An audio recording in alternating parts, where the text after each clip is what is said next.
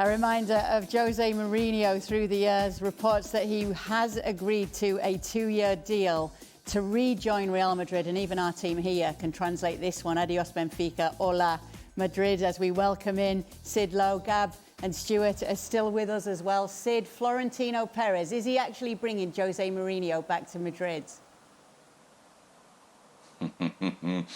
Well, I like the fact that this was introduced with a series of clips from José Mourinho in the old days, because this is essentially a signing that is driven by nostalgia.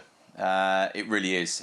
It's about bringing in someone who is perceived to have taken Real Madrid into a more competitive era. But above all, it's about personality. It's about the perception of what he did in terms of taking on Barcelona. It's a perception of what he did in terms of being a public mouthpiece, and also a perception of what he was within the dressing room, having the authority. And so this is driven, as I say, by that sense of nostalgia. And of course, the thing about nostalgia is that some of the details, some of the awkwardness, some of the nastiness kind of gets forgotten with time. It gets lost in the mist of time, and people just hang on to the bit that they liked. And the other part of this, of course, is the crisis that Real Madrid have in the dressing room at the moment, which has been just extraordinary to watch everything unfold over the last 4 or 5 weeks. And of course, when you start looking around and start thinking, who do we bring in that has a force of personality, you come inevitably to Mourinho. What's the reaction in Spain, Sid? And do you still have those camps where they have those really pro-Mourinho Madridistas, even all this time later, and those who are still against him? Yeah, you do. And I think this is one of the things that obviously is significant in this, is that Mourinho created or tapped into a divide within Real Madrid's dressing room, obviously, but also in particular within Real Madrid's fan base. And as you rightly say, there's a strong section of the Real Madrid fan base that defined itself more as Mourinhista than it did Madridista. And it was about him taking on the culture of the club, the mentality, about him being, if you like, provocative and a tough figure in public terms. And so the reaction to this really has been, I suppose, a growing sense that actually it's going to happen, because of course everybody knows in Spain, or at least everybody at some level knows, that deep down Florentino Perez, the president of Real Madrid, has kind of quite liked this idea for a long time, but somehow it's never really felt real. It's never really felt like he's actually going to do it. And I think that when you ask about the reaction, you think about what's happened over the last 3 or 4 weeks, the reaction has been a kind of a steady sense of, actually, this time it's real. Now, why is it real? Partly because there aren't a huge amount of other candidates, because the candidates that Real Madrid were interested in, and partly because this is just what happens. I was going through this the other day, Kay. Let me give you a statistic. In all of the time that Florentino Perez has been president of Real Madrid, of the, I believe I'm right in saying 15, it might be 16 coaches that he has employed, not the one that he inherited, which was Vicente del Bosque, only 2 of those, well, only 3 of those rather, lasted more than a year. Guess who those 3 are? Zidane, Ancelotti and Mourinho. So if you last more than a year at Real Madrid, you get a second chance. And here's Mourinho's second chance. OK, so Gab, you followed Mourinho for a long time. And obviously this is Madrid, as we've established, not getting the prime Mourinho back, not getting Mourinho who's just won the treble with Inter. It's a different Mourinho right now. It's a Mourinho who has 1 title in his last 4 jobs. That was the Conference League with Roma. What do you make of it all and what he can offer right now? So it's funny. I mean, Sid talked about nostalgia there. You know your history. You know kind of what happened in his 3rd and final season when they lost the Copa del Rey final, were knocked out by Borussia Dortmund in the Champions League semi-finals, finished 15 points behind Barcelona. So it's kind of like a question of what are you nostalgic for? That Mourinho doesn't exist anymore. You're getting an older Mourinho. You're getting, in some ways, a more battle-hardened Mourinho. You got a Mourinho that has known failure, has bounced back from failure, and a guy who goes in with his eyes wide open. But I think the issue is you're also getting a very different Real Madrid, and I think the context really, really matters here. When he came to Real Madrid, it was 1 year removed from the return of Florentino, obviously, but also a team that had gotten, I think, 96 points the previous season under Manuel Pellegrini, a team that had put together just 12 months earlier possibly the single greatest transfer campaign in history when they signed Kaká and Karim Benzema and Xabi Alonso and Raúl Albiol, and of course that Cristiano Ronaldo fella. So he was coming into a very, very different context. Last night on the show, the boys were saying, well, but the players have changed in terms of ego. I don't know if it's the players that have changed in terms of ego, and maybe you can't crack the whip the way you used to. I challenge everybody to look at Cristiano Ronaldo's ego if you want to go there. But it's just, this is a very different Real Madrid side. This is a side that doesn't feel like it's on its way up the way maybe the Manuel Pellegrini side did. That's got so many issues, starting with Vinicius Jr., 2027, he goes out of contract. What do you do there? Through Mbappe and the Tchouaméni Valverde situation. And I think Mourinho has shown where he's been of late. He's good at consolidating. Let's not forget, he came over at Benfica and went the entire season undefeated in the Portuguese league. That's no mean feat. But the question is, he's good at consolidating, he's good at managing situations. The problem is at Real Madrid, the managers that have succeeded have been exceptional at managing people. Look at Ancelotti, look at Zidane, and being Galactica whisperers and getting the best out of them. We know Mourinho did that fairly well to a point in his first 2 seasons at Real Madrid when he won La Liga.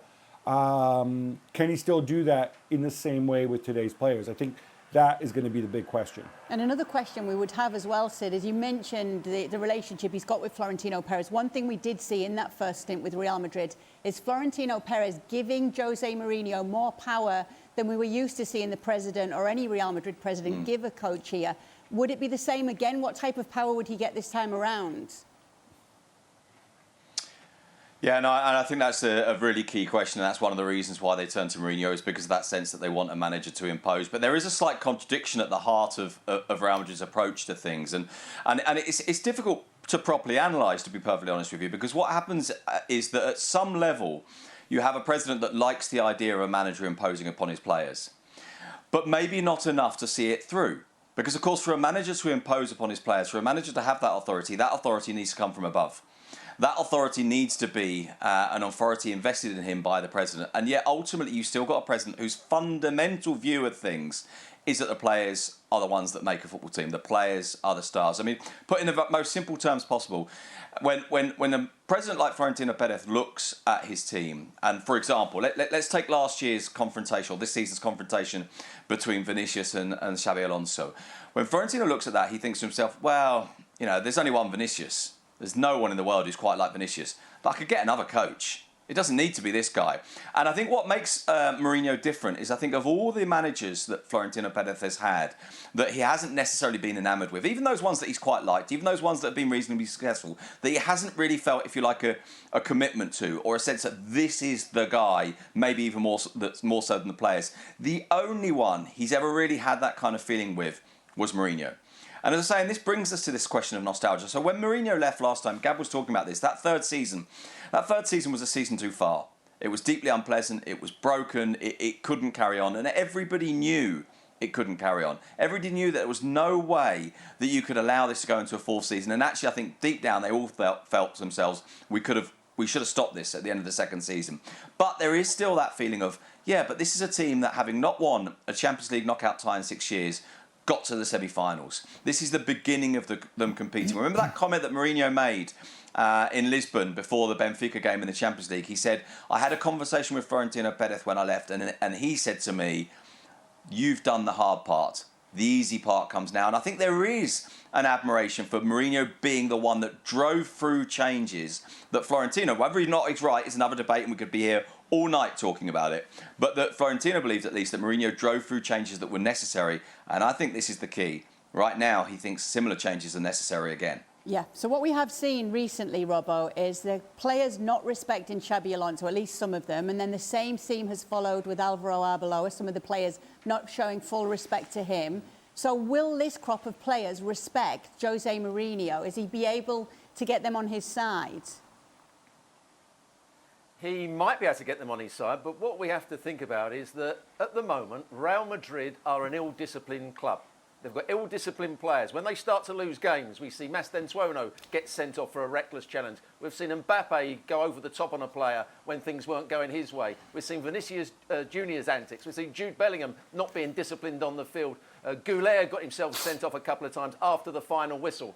Do you think that Mourinho is going to stop that ill discipline. He's going to add to it. Whenever you see Mourinho now, and I saw him a lot at Roma, as Gab did, Roma's behaviour on the pitch and off the pitch in European games and in Serie A games was absolutely diabolical. And it all came down to the manager. I don't know how many times he was sent off. And that's going to happen more and more and more when he comes to Real Madrid. It's going to be fun to watch, but it's not going to be pleasant, I don't think. Yeah, let's talk about it being fun to watch on the pitch, Shaka, because arguably the best we saw Real Madrid was versus Manchester City in the Champions League, sitting deep, playing on the counter-attack.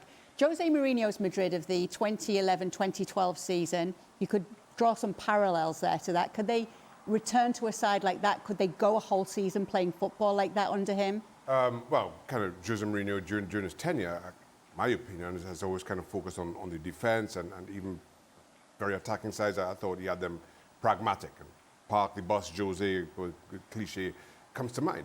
I think the Jose Mourinho appointment right now is less about the football and more about this dysfunctional dressing room that they have. And maybe it is, and again, I'm trying to be glass half full here. It does take somebody like Jose Mourinho to come and figure those things out, make some of those hard decisions. Whether it is Vinicius Jr. is just allowed his contract to run out and move on. I'm not sure what you do with Kylian Mbappe or how you get that to work. But Jose Mourinho certainly, I do not believe, or certainly hasn't shown in the past, that he's afraid to make those big decisions that might get some pushback. Other managers might get some pushback from the dressing rooms. Kind of given how these dressing rooms have acted with other managers, I think he's the right pick in that regard. The football will come after. Right now, I think there's a primary issue that Jose Mourinho is best placed to address. Given it right now, how it's all turned out, is he the right pick right now, Stevie? I don't know. You know, the problem is there's a fine line between bringing a guy in to sort people out and having to play some sort of football on the field. And the way that you can bring players who can be a problem round, it's not just about how you deal with them off the field, but how the team plays and how if the team's winning. You know, if a team's winning, it's a lot easier to manipulate and talk to players and get them on your side. But when you're not winning games, it just becomes twice as hard. So there's a fine line between being a disciplinarian and then sorting out on the field. It's okay to ask players like Vinny or Mbappe or Bellingham to sit tight and break on an important one-off Champions League night against Man City or anybody else. But to ask those players to be doing that on a regular basis, I mean, you think you're having trouble getting Vinny and Mbappe to run around and defend now? If you're going to ask them to do that every week to help the team, what's the chances of that? So I am not sure. I'm sure Mourinho will come in, he'll point his finger and he'll tell them what he wants. Will they do it? I'm not so sure. What type of football do you think we'd see, Robbo, under Jose Mourinho with this crop of players? Well, you know, we're talking about his defensive qualities, and he's had that over the years. But remember when he came to Chelsea, yes, they played some defensive football at times. They were very good defensively, but they also played some great attacking football. He did that with Inter, not so much in Europe, but he did it in Serie A. He played some great football there, and they won the title, and they were excellent to watch. He did it for a little while at Real Madrid for a couple of seasons. So he's not always been a counter-attacking manager. In the big games, he's been a counter-attacking manager, but he has got the ability, or he did have the ability, to get teams to play some good football and go and score goals. So is it still in him? I'm not sure there is, because I don't think he's progressed with the way football's progressed. Yeah, it's interesting, isn't it, Sid? When you think about that team, like going back to the year where it did go well for Jose Mourinho, when they did win La Liga with Real Madrid. Granted, when you think of some of the players he had, it's interesting. But what were we looking at? 121 goals, 100 points. He has those receipts there at Real Madrid. Oh, absolutely he does. And I think there is, you know, I was talking before about nostalgia and how some of the bad parts of it are forgotten. I also think occasionally some of the good elements are forgotten. And I do think that Mourinho at times has been, and Robert's just been talking about it there, kind of assumed to be one dimensional style, very defensive, and that wasn't always entirely true. I think that Real Madrid side, the other thing I would say actually is that the way that Real Madrid side played with Mourinho, I thought the counter-attacking was absolutely fantastic. it wasn't just a case of a team booting out the pitch for the fast guy to run onto. The way that they were breaking numbers, the way that they would coordinate those counter-attacks, I thought was really, really good to watch. And they did mix it up and they did do more. And as you've just said, they win the league title with 100 points, 121 goals. They were relentless. They were a really, really good, aggressive, front-footed side that could play on the counter-attack, but that could also be really aggressive and step into you and press you much, much higher up the pitch. I think one of the question marks will be, and this has been raised already, whether this is a squad that's as good as that one was. And of course, right now, the answer is probably not. Now, you've got a player like Vinicius, you've got a player like Mbappe, you've got a player like Bellingham who, these are three players that over the last 3-4 years, you'd say they were up there amongst the best 7 or 8 players in the world. Maybe not last season, in fact, not at all last season, not even close. But these are players that you could see the potential in the right context and the right structure for them to perform really well again. Yeah, Stevie, I'm interested to know how you would feel about Trent Alexander-Arnold. Bearing in mind he did have Marcelo in his team in Real Madrid back in the day. Wow. Well, I think if you can get 2 centre-backs that are playing beside Trent Alexander-Arnold to cover up for what he can't do, then there's not a coach alive wouldn't want Trent Alexander in the team because of what he gives you going forward. And under normal circumstances, when you play for Real Madrid, that's what you generally do. You play in the other half of the field. You don't spend as much time defensively. Unfortunately, right now, Real Madrid have to defend just as much as any other team. And so when you have a guy like Trent whose defensive qualities aren't particularly great, then it becomes a question of does he play or not. And so Mourinho, I am sure, will try and use all the qualities that Trent has.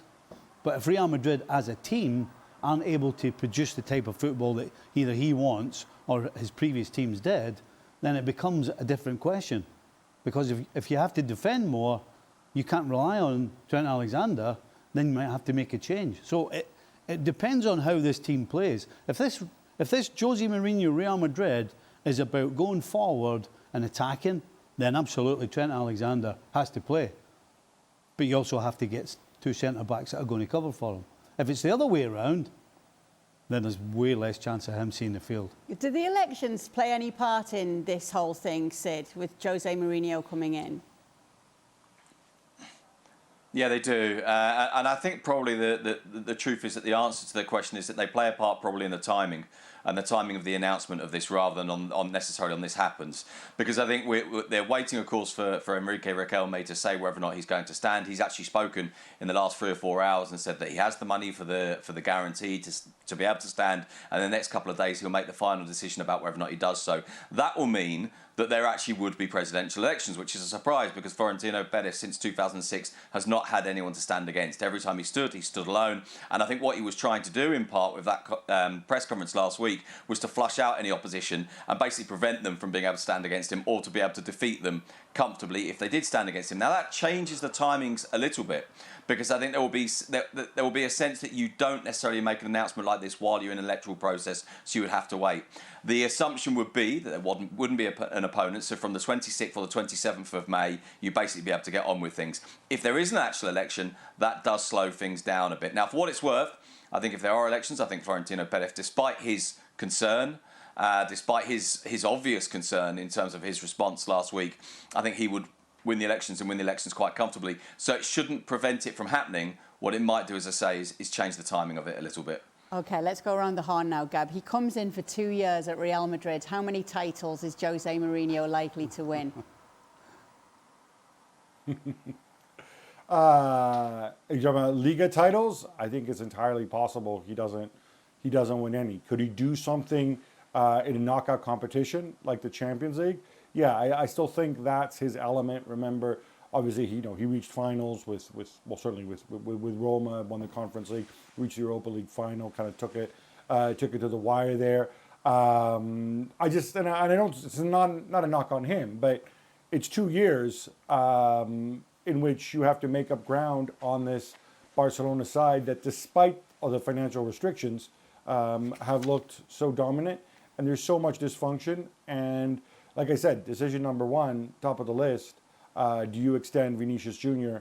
or do you go in a different direction? What will Jose want to do? So if indeed he does come in. So Yeah, I'm going to be a little conservative on this one.